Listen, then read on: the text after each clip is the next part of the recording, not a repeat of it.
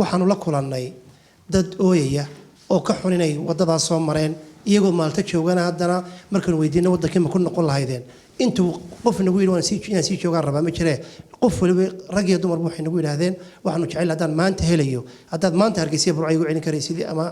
puntland ama kolba qofku meesha uu ka yimid maanta tegayaa buu yidhi tigirka haddii la hayo waan dhaqaaqayaa halkaa niyo jab fara badan iyo inay dadkii khaldameen inay soo dhoofeen ayaa muuqatay ismaan lahayn markaa dadkii barnaamijyada noocaas oo kala daawaday ee dadkii halkaa tagay siday u murugeysnaayeen arkay inay iyaga laftirkoodu maanta 2016 laakiin ilaahay baa subxaana watacaala qadaray xaaladii ugu darayd ee markaan wareysanaynay lanoo warramay waxaa ugu darayd qolo noo warrantay dooni gebigeeda waa la isku cunay doonina nin iyo xaaskiisii baa saarnaa markaa way isag fadhiyeen ninkii xaasku nin kalena dhinaca kaluu ka fadhiyey wiig cunto may cunin waxba may cabin iyagoo gaajaysan ayaa ninkii inanta qabay maahane ninkii kale ayaa xaaskiisii oo huruda oo dhimatay ayuu ninkuu hurdaa laakiin xaaskiisii weli way nooshay xaaskiisii way dhimatay laakiin isagu wuu hurdaa ayaa dhinacaasuu qabsaday wuxuu ku biloobay inuu cuno gaaja haysay ninka xaaskiisii buu cunay intaasoo dhan buu dhameeyey ilaa bawdiyadu ka cunay ninkii inanta qabay ayaa soo toosay markuu soo toosay wuxuu arkay ninkii xaaskiisii cunaya ma odhanin waa xaaskaagii tii gaajadii baa shaqaysay isagana dhinacii kaloo qabsaday xaaskiisii buu isaguna cunay hadday tahay gacanta hadday tahay lugta qaybtiisii buu isaguna wuu dhargay markay dhargeen baa la iska seexday ilaahay subxaana watacaala uu nabadgeliyey waxay soo gaadheen maalta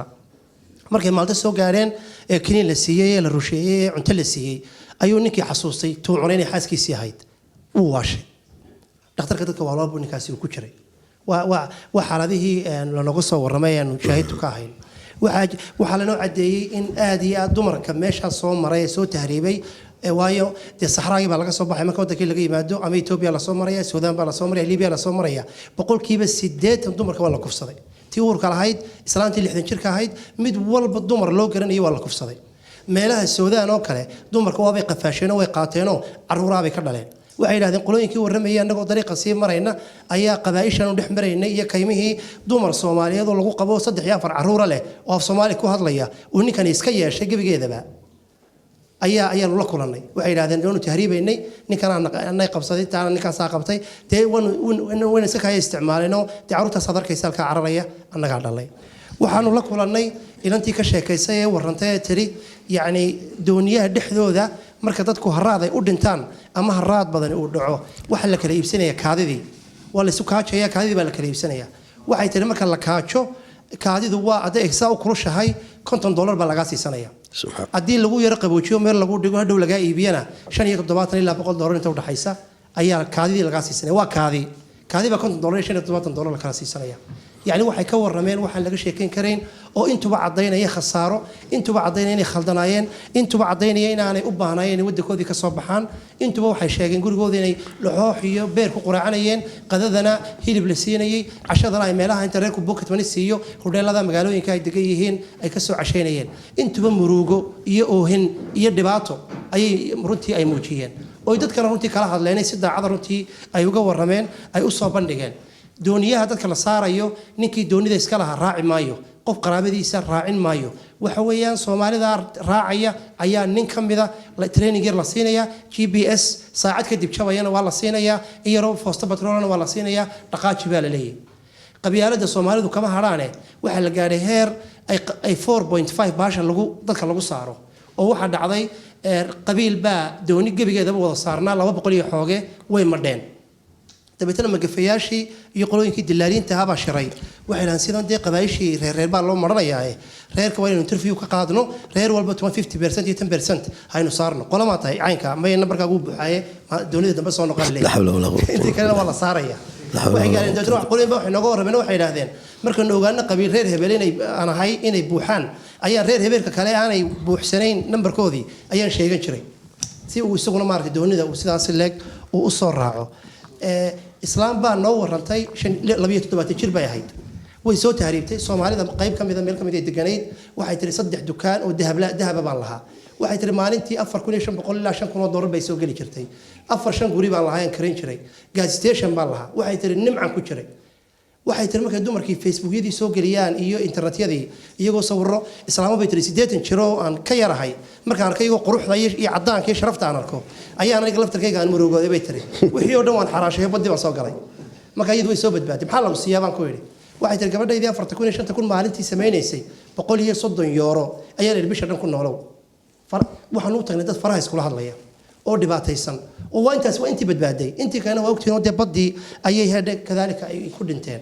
marka runtii yani shucuurka iyo barnaamijkaas wuxuu wacyi gelinuna oo TV-ga qarankaadii waliyo walaalaha mas'uuliyiinta uga mahad celinayo oo aan isku daynay lix qodob buu ahaa waxaan isku daynay dadka inaan tusno dhibaatada taagan hadii la tahriibo oo waliba qofku nasiib yeesho badbaado dhibaatada sugaysa iyo mashaakilka sugaysa inaan wax ka tusno ayaan runtii aanu jeclaysanay ilaahay subhanahu wa ta'ala waxaan ka baryaynaa kulli waxaan aaminsanay dadii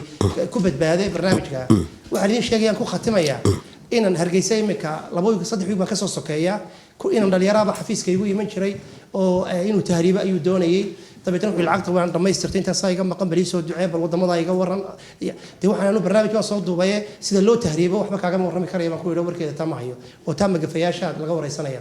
inankii maanta dana idin la hadlayo duhurkii ayuu email soo diray uu leeyahay waan khaldanaa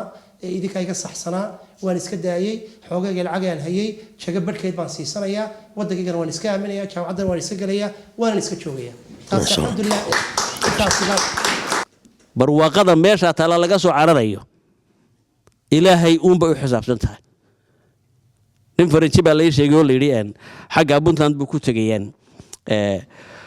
booqasho markaa isagu wuxuu leeyahay samafal waxbaan dadkana wax siinaya buu yiri baa leeyahay dadka hay'adaha la yiraahdo imika magacan aan aad u nacabay deeq bixiyaasha lagu sheego ilaahay baa deeqda bixiya in allahu razaaqu dhul quwwati almatin ha oranina mid isagu baa andargeyn oo isagu haysta buu isleeyay way ka go'doontaay qadada ka bood ninkii baa waxa loo soo dhigay baa leeyahay quraacdii baa laba sar arsaayin loo keenay laba sar waaya wuxuu waa lagu wanaajinayaa waa lagu darajeenayaa qadadiina waa loo soo dhigay cashadiina laba sar baa loo keenay markaasuu balukaadii oo waxani waa maxay saridaalkan ka soo qabsanaa wuxuu yiri conceptkii ama ra'yigii waxa fakhriga la dhadaan ka haystay dib baan ugu noqonaya dadkan waxaan islaabuuri dad deeb leeleelayo eedaadayo oo macluul u dhimanayaad u tagaysaa waxaana 3 goor isheeseen maalintii 6 sanadood hadii meel iga casubo aan wasal idar ka helo ana burasida buuri marka waxa weeyaan fakhriga iyo hayn la'aanta iyo waxba iga maqanayo waxba halka yaala iyo waxa soo dhamay in dib loogu noqdo oo thinking keena iyo sidoo uu fakarayna ay aad isu bedesho bay u baahanahay